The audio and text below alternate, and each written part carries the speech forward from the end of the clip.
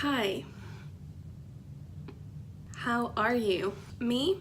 Doing so good. Thank you so much for asking. Oh, that's the new trend. No, just kidding. It's just dry shampoo because my hair is super greasy and I don't want to wash it. I guess you could call me lazy or whatever. Today, we are gonna be catfishing Instagram people, users, the people who use Instagram. We're gonna be catfishing them. I kind of have a reputation for knowing how to take good Instagrams. Not to brag.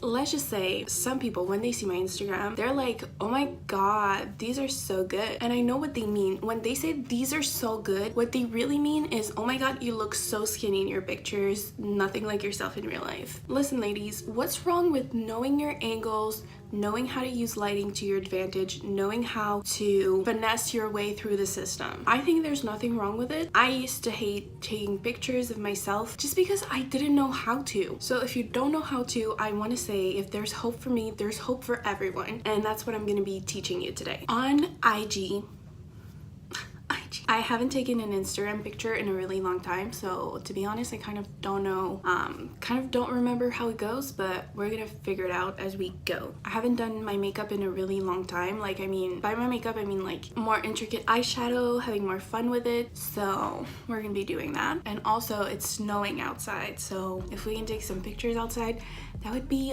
fantastic. I also want to talk about the struggles that fat people face, because if you don't know or haven't noticed, or I don't know, maybe you're blind, I am on the fatter side of things. And whenever I say to people like, oh, it's fine, like I know I'm fat, people take so much offense to it as if I was calling them fat. Like, don't worry, sister. The word fat does not scare me anymore. It's kind of like taking the word back, and I find it so empowering now. You want to call me fat, you want to call me plus size, you want to call me round, strong, whatever it may be. I do have some extra fat. I am overweight. That's just how it is, and I really don't care about it that much. Yes, I face insecurities like everyone. Maybe I should start doing my makeup. I should start doing that, or else this video is gonna be just 1,000 years long. But what I was saying is, yes, I do face insecurities, and some days I feel terrible about myself. But what I've come to notice, it's never really about the weight. It's always about how I'm feeling deep down inside of me. What I'm trying to say is, my situation, it's not ideal. I do realize maybe it's not good for my health. I should be healthier. I should make more healthy eating choices. I should be more active. But bottom line, you can find a skinny girl who looks skinny, looks healthy, but is equally as unhealthy as I am. But we as fat people, we're always assuming that we are unhealthy more than others just because we have the extra fat right there in your face. That's so annoying, people making assumptions about you, about your lifestyle and stuff like that. Like, you don't know what struggles I'm going through. You don't know if I'm taking some medication that made me gain some weight or whatever. For me personally, I've kind of been overweight for a really long time of my life. Honestly, I can't remember the time that I wasn't. Maybe when I was really young, but I've always struggled the struggles. Ha ha ha. I'm gonna be using the Dream Street palette. Oh my god, am I beautier? This shade? By the way, I can't see, so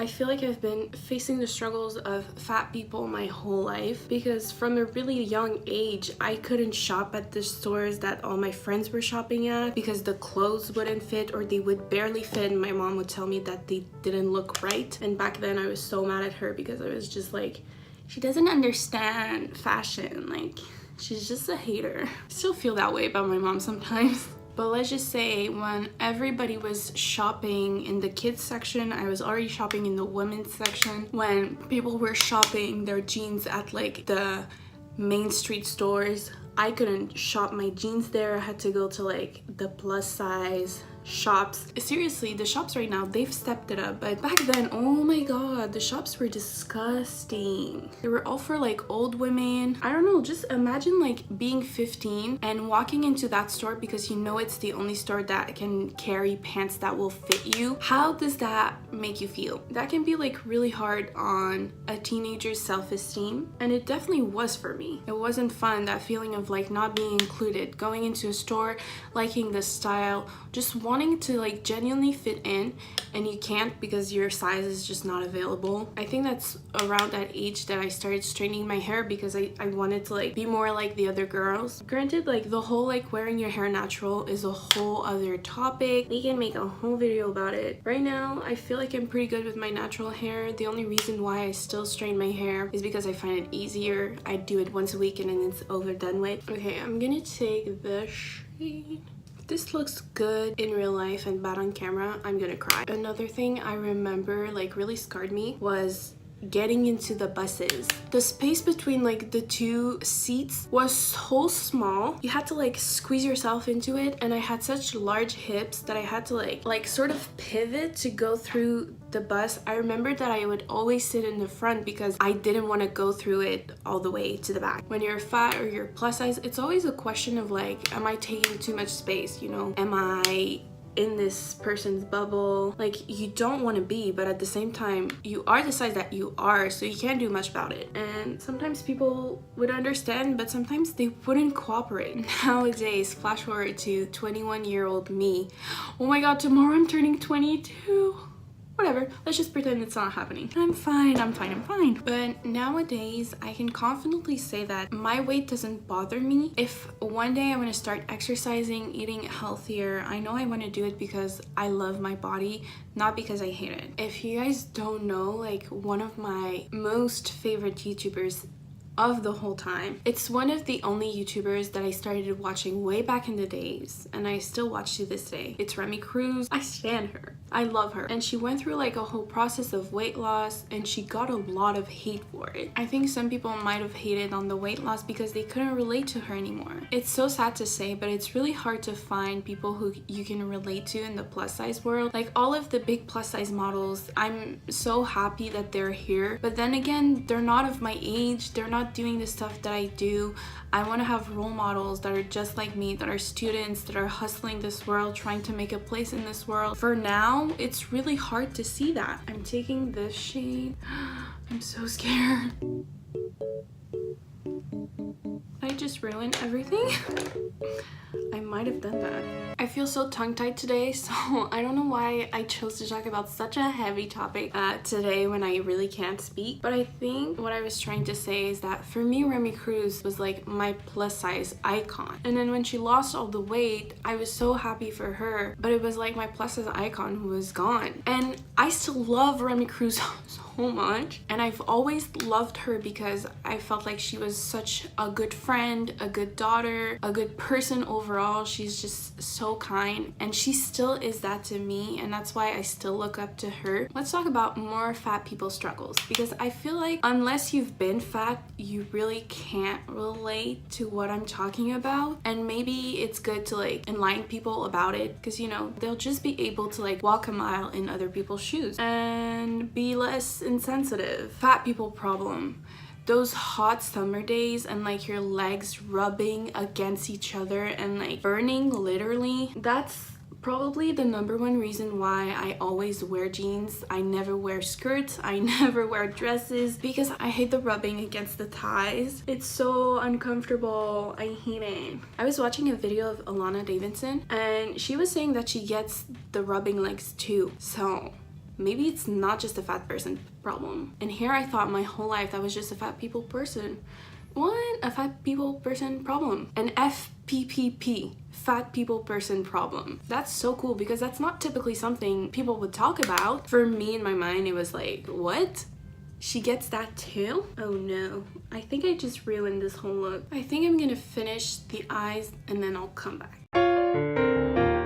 Okay, I'm back and I added some eyeshadow and I really don't know if this looks good or bad. I don't have my glasses and from my mirror it looks fine. But honestly, you never really know how makeup translates on camera. So on Instagram, I feel like it's either people go really like full glam or they do like very little makeup. This is the infamous Morphe sponge that everybody talks about, aka Jaclyn Hill and James Jar. I just want to say this is the worst sponge I've ever used in my whole life. It's so dense. I feel like I could punch someone with it. I don't understand why anyone would like this. Sorry, this is not like a funny video.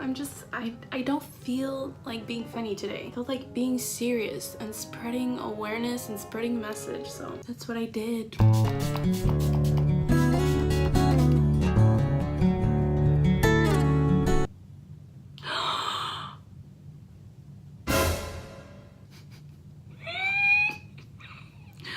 Are you kidding me? Oh my god. I give up. This is too much. So if you can't tell, open your eyes. When I use this spray, I also sprayed it on my eyes. I should have thought of this, and it completely transferred. Can't even see the beautiful rainbow effect I did. I'm so sad. So I have managed to do something with the eyes, try to pretend like that never happened. This is the finished makeup look.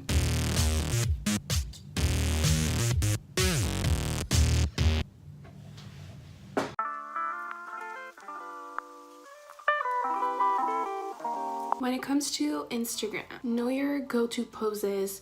Try to like study your face, see what kind of looks better with you, what kind of looks bad. Honestly, it's all about trial and error. Sometimes you'll get some really good pictures and then sometimes none of them will be great. It's kind of a risk you're taking unless you're a freaking model, which is not my case. Also, try to really feel it. Try to feel empowered, confident. Outfit wise, it doesn't have to be like so extra. I know that right now the trend is all about the Gucci, the Louis Vuitton, YSL, whatever the frick designers like coming back. It's so funny because back then, if you would brag about like a designer bag or something like that, people would literally like hate you. Nowadays, people are clout chasers. Like they just want to brag, they just want to flex on you. No, but seriously, you don't need a Gucci bag to have a really good Instagram picture. Don't need to have the most intricate outfit. For sure, when you add details, that's what people are gonna see. The way you shoot your pictures, the way you think about things, how you come up with concepts, that's really what's going to stand out. Instagram is like wild, you know. Anything you can imagine, you can do. So your imagination is your limit. Don't do something because it's popular, do it because you like it. Poses. One big concern that I have when I'm taking pictures, usually it's my double chin. It's a big insecurity of mine. I know it's there. It's just extra fat around my face. It shouldn't bring me down as much as it does.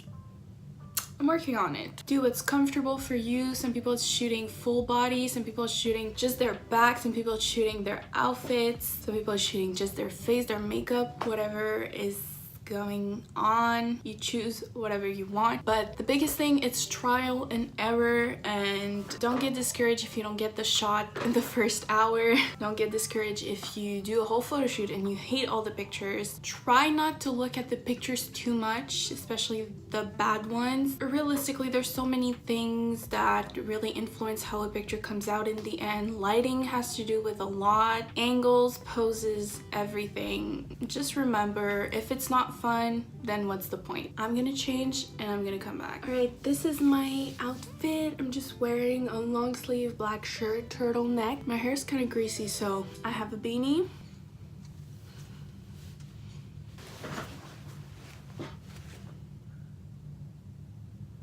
I feel so basic. Quickly, I just wanted to show you the tripod I use. This is a lifesaver because you can bend it whatever way. It's so good for taking pictures on your own. I remember when I saw this in one of Ashley's videos, aka the Best Dressed channel, I was like, I need this, and I ordered it the next day and it arrived the next day after. It's a lifesaver for taking pictures alone, and I think this is only like 20 bucks, so.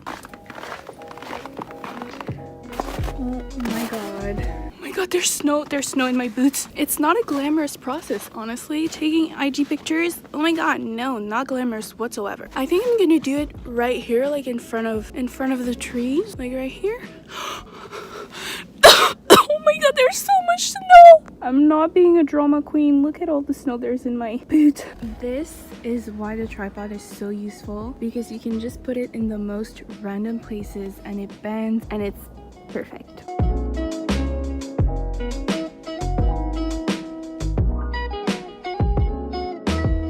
Alright, so the photo shoot had to end because my phone died. I hope this was helpful, and I hope that you got something out of that video and that you understand that taking Instagram pictures, it's really not that deep. And I literally cannot speak with this turtleneck on. It's so tight. I'm just gonna end the video like that. Hope you guys enjoyed that video. Hope you took something out of it. Don't forget that Instagram is the biggest lie out there. Everyone manipulates the content they want to be posting on Instagram. It can be a very toxic place, but at the end of the day, you can only partake in it if you like it. Nobody's obligating you to do any of it. Mental health first, guys. So if you know that this platform is just not healthy for you, then don't use it. But if you really enjoy it, you enjoy the creative process behind it, and you're too scared of what others are gonna think, then in that case, F what those people have to say about you. Just go for it.